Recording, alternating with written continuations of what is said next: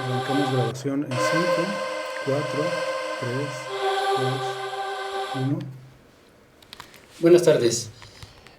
Hoy, 25 de julio del año 2023, aquí en TXTV, iniciamos un nuevo espacio, Retrovisor. Su servidor, Genaro Gaitán Villanueva, originario de la comunidad del Pinto, Santa Rosa, Jauregui y Querétaro, tuvo la oportunidad de realizar algunos estudios superiores en la Escuela Superior de Economía del Instituto Politécnico Nacional. Y aquí en nuestro estado de Querétaro pude terminar la maestría en Historia. Actualmente soy profesor retirado, pensionado del Colegio de Bachilleres del estado de Querétaro. Llevo 4 años, pero quiero compartir con ustedes un tema el día de hoy. El por qué escogí esta sesión que se llama Retrovisor. Retrovisor para mí significó una introspección en mi interior, una búsqueda, ir hurgando en el pensamiento, en las etapas de mi vida, cuando una pandemia nos azotó, nos tomó desprevenidos el famoso coronavirus. Obviamente que sufrimos días de encierro, días de desesperación y días de estrés. Y en esa época precisamente yo cumplí mi ciclo como profesor y tomé la decisión de pensionarme. Tuve algunos problemas psicoemocionales muy delicados, muy graves, que tuve que consultar a un especialista de la mente, psicoterapeuta, y me dice: Genaro, ¿qué vas a hacer con toda esa energía, con todo ese entusiasmo que en su momento tú llevaste en un aula de clases por más de 30 años? Y ahí me puse a pensar, ¿qué voy a hacer si ya no estoy trabajando? Y empecé a escribir. Y en esa escritura pensé, ¿cómo le voy a llamar a mi libro? Y en una oportunidad iba yo manejando, vi el carro, vi el espejo y vi el retrovisor. Y dije, si algún día escribo un libro, se va a llamar Retrovisor. Porque el retrovisor nos va mandando hacia atrás, nos está mandando hacia nuestras vidas de lo que hemos vivido. Y fui revisando y pude encontrar algo que me llamó la atención. Les voy a compartir un párrafo de lo que fue o de lo que es Retrovisor. Es un nuevo día de diciembre, uno de esos días que son tan quemantes como la soledad. El reloj del celular le avisa que son las 3 de la mañana con 45 minutos. Siempre a la misma hora se logra despertar. Se levanta de la cama como un robot fantasmal. Lentamente se pone sus sandalias, la pijama derruida y empieza a caminar.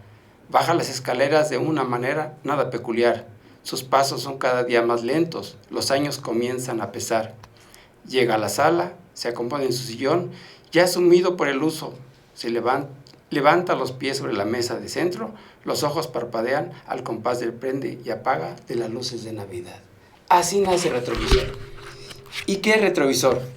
Retrovisor es una combinación del blanco y negro, y donde se inicia la incandescencia de Retrovisor 2020, que surge como una idea peregrina en el manto nocturno del un confinamiento social ocasionado por el coronavirus.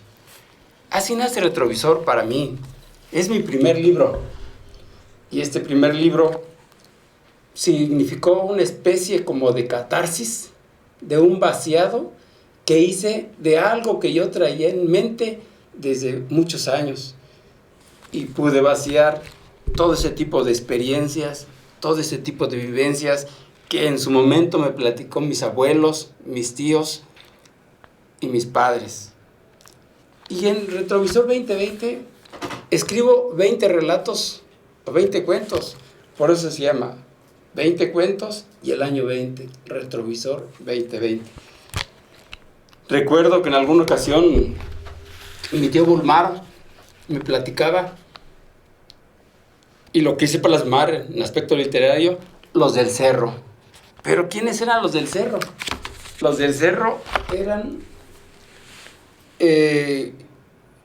asesinos a sueldo que contrataban o contrataron los hacendados de mi zona, de Santa Rosa Jauregui, para amedrentar, para asesinar, para colgar a aquellos campesinos o jornaleros que demandaban el ejido, que demandaban la restitución de las tierras, como en su momento decía Emiliano Zapata, tierra y libertad. Pero estamos hablando que fue una época de 1936, 34, que surgió ahí en mi comunidad. Y mi tío Bulmaro me platicaba que en alguna ocasión llegaron con mi abuelo, porque mi abuelo tenía un molino de nixtamal único en el rancho, y estas personas llegaron y le gritaron: oye, Francisco, ahí frente a los jinetes estaba la fila de cubetas con nixtamal para la molienda del día siguiente. Francisco era el molinero del lugar. En este tendajón tenía su molino de nixtamal. Francisco salió temeroso. Sabía que los del cerro solo bajaban para robar, ultrajar y matar. A veces para matar animales, a veces los asaban para comer la gente que se escondía entre las nopaleras y la oscuridad de la noche. Francisco le dio una fumada a su cigarro de hoja, sacó la bocanada de humo y contestó: ¿qué se te ofrece, Melesio? Melesio era el líder de los gavilleros. Mira, Francisco, mi gente y yo estamos cansados de comer nopales y garambullos. Queremos algo mejor. Te espero mañana en la cerca de piedra del Cerro Grande por la Peña del Cuervo. Lleva 2 borregos en barbacoa, una canasta de tortillas hechas por tu mujer, un garrafón de pulque y 2 latas de aguardiente. No se te olvide una salsa bien molcajeteada. Esas eran las condiciones en que mis abuelos vivían. Esas eran las condiciones que los del cerro llegaban a espantar a la gente. Por eso la gente corría y se espantaba. Me platica mi tío. Y más de uno lo colgaron. Más de uno lo llegaron a colgar. E inclusive hoy, ya en día, después de muchos años, porque yo de niño recorría un lugar que le decían La Lomita. Esa lomita era una división, un cerrito que limitaba Pintillo, el ejido de Pintillo y el ejido de Montenegro. Y nos decían: niños, no se vayan más adelante porque en ese lugar espantan. Pero nosotros, como gente curiosa, los niños nos íbamos a buscar guamicha o guamiche, como le llaman, chilitos, garambullos, tunas, y nos metíamos ahí. Y en esa ocasión yo de niño encontré una especie como de redondel de 20 piedras con una cruz. Y todos nos preguntábamos, ¿por qué? ¿Qué onda, no? Los niños que andábamos en esa época, mis primos y amigos, eran 20 piedras, o más de 20 piedras, así con una cruz. Pasó el tiempo, y estamos hablando de que hace como un año, tuve la oportunidad de platicar con la señora Yolanda Aguilar, y me platicaba que su abuelo, él fue colgado cuando se dio el ejido de Montenegro.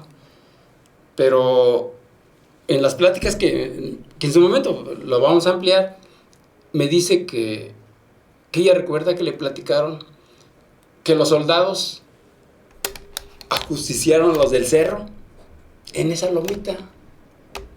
Y entonces ahora me explico por qué son las 20 piedras. Me imagino que ella ajusticiaron a los del cerro, encabezados por Melesio. Melesio, si le hablas a la gente, que ya casi no hay gente grande, ahora los grandes creo somos nosotros ahí en mi comunidad, le preguntas a la gente grande, como el señor Indalecio, sí saben quién es Melesio. Y Melesio era el jefe de los gavilleros que amedrentaban, e inclusive afuera de mi comunidad existen unos mezquites que les dicen el mezquite de los colgados. Y entonces nos imaginamos que en ese lugar colgaban a la gente para ese tipo de circunstancias. E inclusive de ese mezquite de los colgados pude hacer mi segundo libro, que se llama Los 7 Apóstoles. Pero sí, en su momento lo platicaré en otras circunstancias, porque esos mezquites, que es el límite entre lo que es la comunidad de la Estacada y el límite de mi comunidad del Pinto, vemos que ahí existe un espacio muy como muy ceremonial, como muy silencio. Tú llegas y te vas ahí a los Merquites de los Colgados y sientes alguna vibra, sientes algo diferente. No sé qué ocurrió ahí, la verdad, porque la gente la gente ya grande, pues ya prácticamente nada más que el señor Indalecio, y él acaba de cumplir 100 años, junto con su esposa, ella tiene 102, y la señora Guillermina y él son los más grandes de mi comunidad rural, y en su momento él también nos platicaba algunas cosas interesantes. Pero volviendo al retrovisor, yo pienso que todos y todas podemos buscar algo en nuestro interior y que surja algo que nos haga, pues, escribir. Yo les platico mi experiencia. Tuve la oportunidad de escribir Retrovisor 2020. Aquí les muestro. Yo escribo en mis hojas, escribo en mis cuadernos. Aquí están todos mis cuentos, escritos a mano.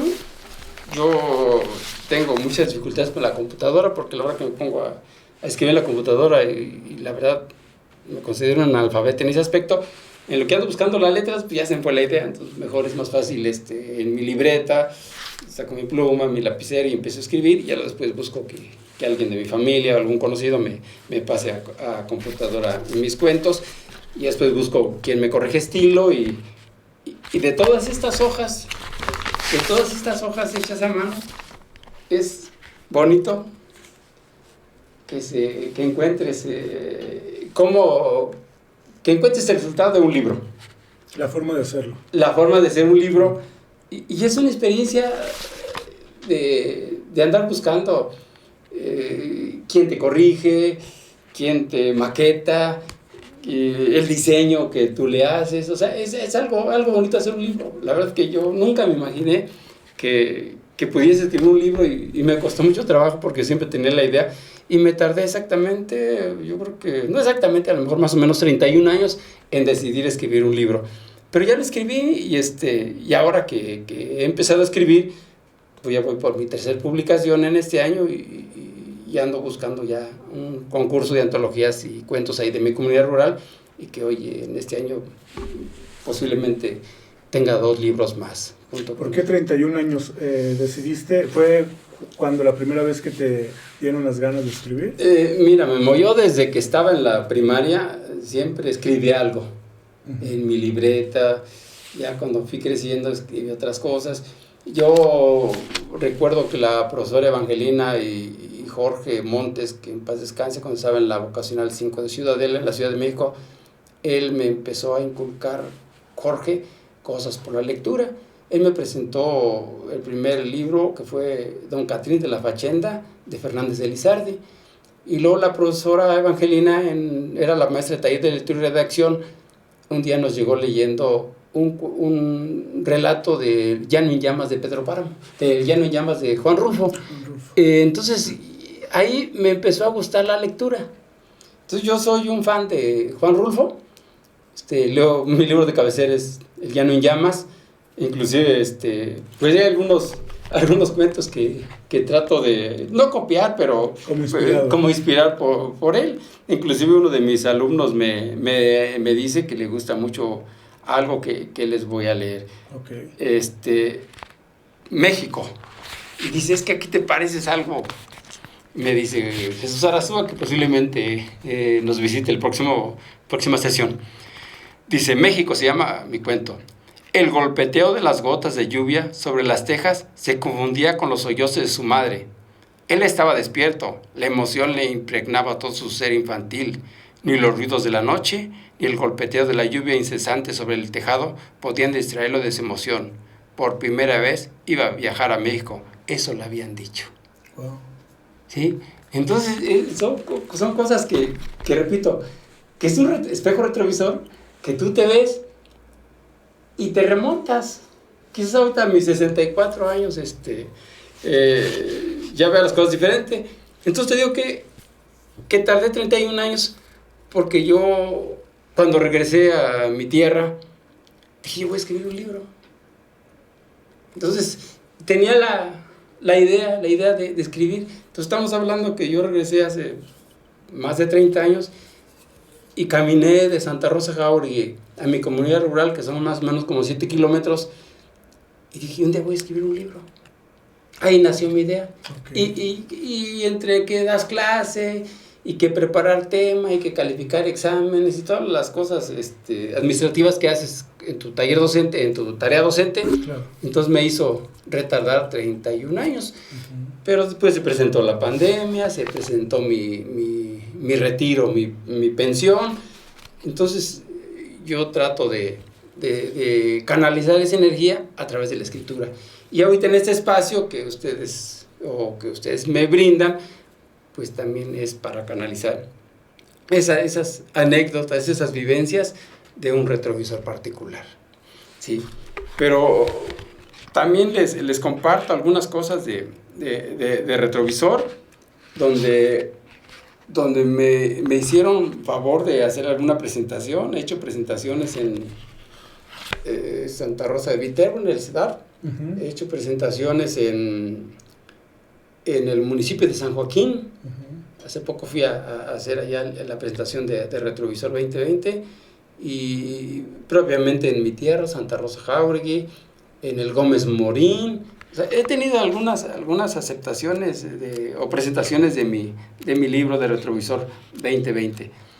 Pero como dicen que de músico, poeta y loco, todos tenemos un poco. Correcto, sí. Yo también le hago algo pues no sé si sea poesía, pero yo escribí algo que se llama crucigrama y lo voy a compartir. Es unos 2 párrafos, está pequeño. Creo que no demerita mucho, pero vamos a escucharlo. Crucigrama. En el devenir de mi vida he enfrentado muchas circunstancias adversas. Ahora tú eres un crucigrama que no puedo resolver. Por más que pienso, no tengo una solución, no le encuentro la cuadratura al círculo. Aunque no logro solucionar nada, me gusta pensarte, me gusta despertar pegado a tu imagen, me gusta escuchar tu sonrisa imaginaria, me gusta recrearme en el aroma de tu pelo, en el perfume de tu cuerpo, me gusta soñar con tu figura cadenciosa. Me gusta recordarte cuando eras niña, yo era el joven que le gustaba andarse peleando con las matemáticas, me gustaba jugar con los números y resolver los crucigramas y acertijos de los periódicos y revistas. Hoy nada es igual, tú una mujer fenomenal, yo tirándole a la tercera edad. Eres un crucigrama sin resolver, pero no importa, porque puedo recrearme en tu cuerpo, besarlo, acariciarlo en el tobogán de mis memorias. Mi corazón te llama cada día un poquito más, como animal desbocado, mi ser empieza a temblar, las palabras entrecortadas, todo se calma cuando tú llegas con tu gracioso caminar y aquella sonrisa de crucigrama sin solucionar. Órale. Sí, son cosas que nacen de ese encierro, de esa nostalgia. Y ese escrito obviamente está dirigido a alguien. Obviamente que sí, porque luego, yo también escribí algo y dice mi esposa, ¿a quién se le escribiste? Pero son amores imposibles que ya no están, o que ya no existieron, o que no sabes ni dónde están. Porque tú desde que estás en la primaria, pues ya cuando tienes 12, 13 años empiezas a ver algo diferente en las niñas y empiezas a ilusionar cosas que tú no sabes por qué surgen. Bueno, así me pasó, es una experiencia, pues. Y así son las cosas de cuando descubres que te empiezas a enamorar ya cuando tienes 14, 15, 17 años. Entonces, yo quise escribirle a alguien, pero ese alguien pues, ya no existe, no sé dónde estará. Sí, o cuando yo iba a ver, pero también escribí a alguien. Un día encontré una figura en Facebook y quise escribirle y así se llama Facebook. Hoy, como todas las mañanas, hace ese ritual. Enciende su celular, después recargar. Despacito retira el enchufe y se sienta a esperar.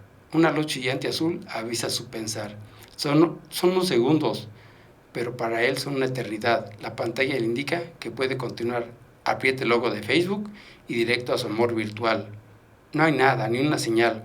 Hoy no publicó nada, mucho menos que comentar. Regresa a la pantalla y selecciona Messenger. Nada. Después de indagar un poco se percata que ella tiene 2 meses que no publica nada. Él hace 6 meses que le mandó una solicitud de amistad. Ella responde, él se emociona, explora sus fotos, es una diosa, una belleza. Tiene 2 nombres y una figura descomunal. Ella le sigue el juego, él escribe cada día algo más. Ella le envía fotos, todo en la normalidad. Él tiene muchos otoños viejos, ella pocas primaveras en su andar. Ella al contestar le aviva el alma y sin saberlo le hace compañía en su soledad. Él escribe acrósticos, ella agradece. Hoy son 2 meses que ella no publica nada. Él se desespera y se reconforta al mismo tiempo que mira la última foto que le pudo enviar. La mira todas las mañanas con ese parsimonioso ritual. Esta foto tiene una sonrisa dibujada, una mirada transparente como agua de manantial. Su cabellera rubia parece un espeso trigal listo para cosechar, pues los rayos solares le hacen brillar aún más. Un sostén negro se desliza en sus hombros y alcanzan casi a cubrir los senos en su totalidad. Las axilas bien depiladas le dan un toque de divinidad. Aquella sonrisa, al contemplarla, parece congelar el tiempo. El celular se apaga y él en su mirar. Son 2 meses y ella no publica nada. ¿Cuánto durará la espera? En el fondo él no logra acomodarse en ese amor. En el fondo él no logra acomodarse en ese amor virtual. Ella lo aceptó como un amigo, ella lo aceptó como un juego, pero él le dio formalidad. Ella vive lejos, él no puede viajar y no queda más que refugiarse en la soledad. Ella no escribe, no publica, ella tan hermosa. ¿Ya habrá encontrado otro galán? Se pregunta y se atormenta. Gira en la silla de su escritorio, vueltas y vueltas, y nada, solo le queda recordar. Órale. O sea, surgen cosas, Memo, que tú, o sea, cuando te empiezas a escribir, y esa es la invitación que él sabe, es que podemos escribir de muchas cosas. Claro. De repente uno pudiera pensar que Facebook mata como toda esta creatividad, pero más bien tiene que ver con la perspectiva con la que se ve, ¿no? Porque en tu escrito es como al revés. Pudiste encontrar en esa aparente pantalla frívola que es real, ¿no? O sea, eso que comentas, que yo creo que a todos nos ha pasado en algún momento, un amor platónico, que tienes la oportunidad de asomarte ahí un pedacito de su vida. Sí, y le das vida. Yo pienso que le doy vida y que a lo mejor nunca la vuelvo a ver. Y también otra vez me ocurrió, y eso ya viene en el retrovisor 2022, que se llama Sirena. Y también vi una joven con un bikini y me gustó el color azul turquesa. Y ahí nació un cuento que se llama Sirena, que en su momento lo platicaremos. Okay. O sea, yo busco, trato de avivar mi forma de escribir. Como que estoy viviendo una etapa distinta en mi vida y la quiero disfrutar plenamente después de haber estado durante algunos años frente a alumnos del colegio de bachilleres cuando inicié en el 1986, inicié como profesor y ahí estoy revisando, en la mañana estaba platicando con mi esposa, revisando mi espejo retrovisor, cuando yo inicié mi labor docente. Recuerdo que fue un viernes en el Estado de México, es el municipio de Los Reyes, calle de Floresta, no recuerdo el número, ni el número de la secundaria técnica, y ese día el profesor Raúl Velázquez Reyes, que en paz descanse, me dice: Genaro, ¿me echas la mano para unos grupos de matemáticas en tal secundaria? Sí. Hoy me presentó con el director, Marco Aurelio. Hola, licenciado. Me decían licenciado, estaba en 1986, yo terminé de licenciado en el 87 en la Escuela Superior de Economía. Era 1986 y dije: yo quiero presentar mi servicio social dando clase. Y me dice: mira, mejor si quieres, toma un interinato y te lo tomamos como si fuera tu servicio social. Sale. ¿Sabes qué? Que hay 34 horas de matemáticas. No, 34 horas de matemáticas ante grupos de secundaria. Dije: ay, wow, ¿no? Y llego ese viernes y me presenta con el director. Se va Raúl Velázquez Reyes, el maestro, y me deja con el director. Y a ver, licenciado, y me estaba platicando, explicando las cosas. Y en eso llega una maestra. Y llega bañada en lágrimas. Y yo me quedé. Dice: maestra, ¿qué pasó? Mire, estos niños, no sé qué tantos impropios les recetó a los niños. Mire lo que me hicieron.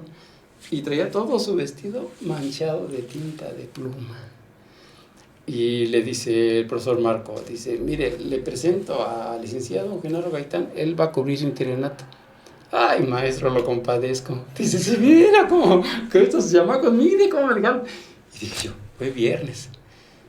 ¿Y cuándo iniciamos? No, pues iniciamos el lunes a las 2 de la tarde. Híjole. No, dije, pues ya estoy en esto, pues ya ni modo, ¿no? No hay paso atrás. Sí, no hay paso atrás. Y luego pues me hicieron la oferta de 34 horas por mes y me iban a pagar un salario normal y me iban a hacer mi servicio social. Dije, Muy bueno, atractivo. Y muy atractivo. Y dije, bueno, pues ya llegué el lunes a las 2 de la tarde. En esa época en las escuelas estaba un pequeño estrado para que el profesor estuviera arriba y los alumnos quedaran abajo. Estaba un pizarrones de GIS, todavía me dieron mi caja de GIS, me dieron mis borradores y para el pizarrón porque yo decía que ahora sí terminás como maestro, todo encalichado, sin menosprecio a los albañiles. Ya llegué y yo, como duré muchos años con una libreta aquí para darme seguridad. Y si me preguntan algo, pues aquí no había celulares, no había nada, pues yo ya llevo aquí mi libreta. Uh-huh. Entonces llegué y en esa época se acostumbraron, no sé si ahora, que los muchachos se levantaban para cuando tú entras. Hola, buenas tardes.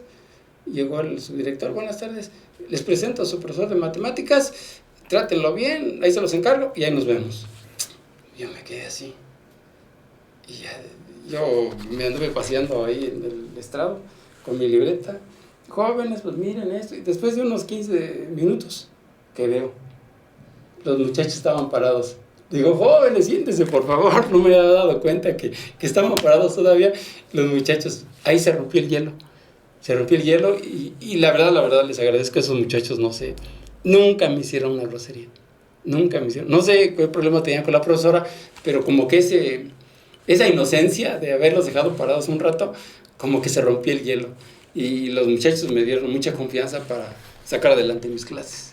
Okay. Ese es un recuerdo, una anécdota cuando yo inicié de profesor. Creo que las anécdotas me siguen porque cuando llegué aquí a Santa Rosa, el ingeniero Roberto Velázquez Morales me invitó a dar clases al Colegio de Bachilleres de Santa Rosa. Y dice, échame la mano, yo trabajaba de secretario de la delegación, échame la mano, licenciado, dice, vamos a que des clases. Ya llego. Pues, en esa ocasión también me dijo un jueves, un miércoles, y me presentaba el lunes. Y yo vivía en Santa Rosa en esa época, y cayó un aguacero en la noche.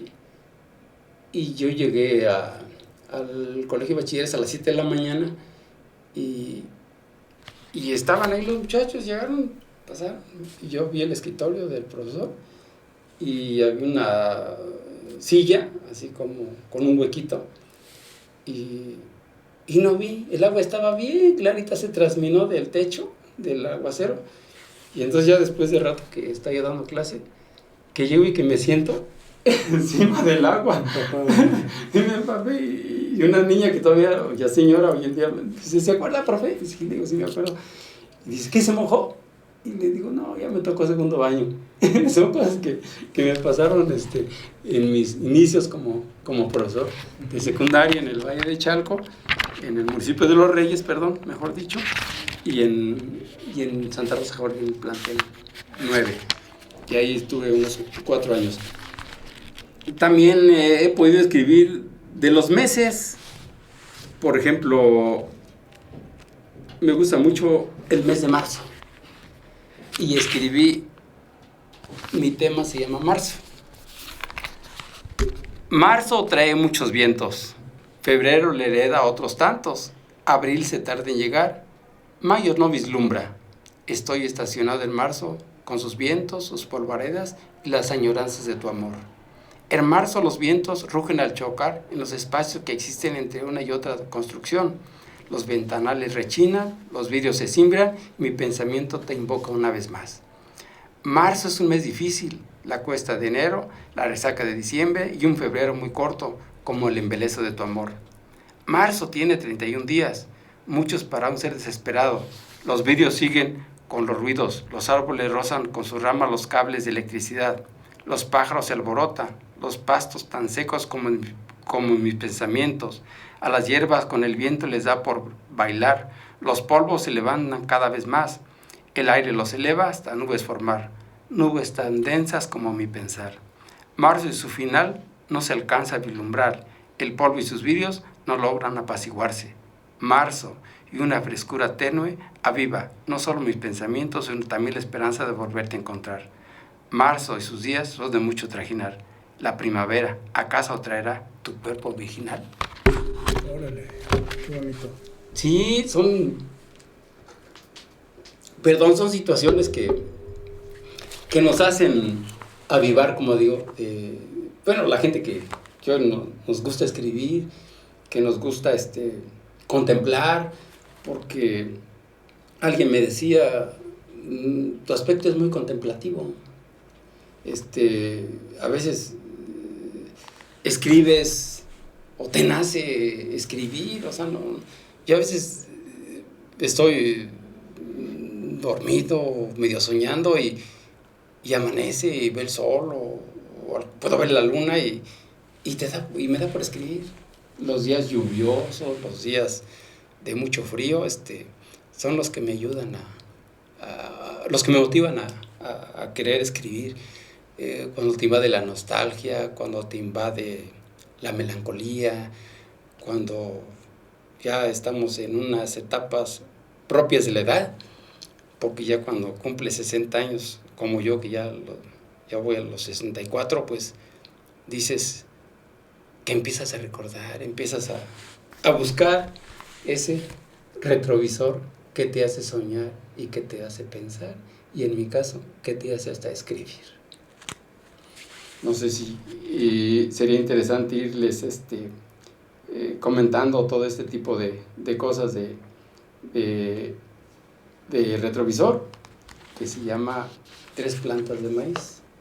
Esas 3 plantas de maíz me lo platicó mi tío, que mataron, o sea, me lo platicó un tío materno, pero mataron a un tío paterno por 3 plantas de maíz. Y aquí hablo como mi tío Patrocinio, que le decían Pato, llevaba su yunta porque era la temporada de escarda.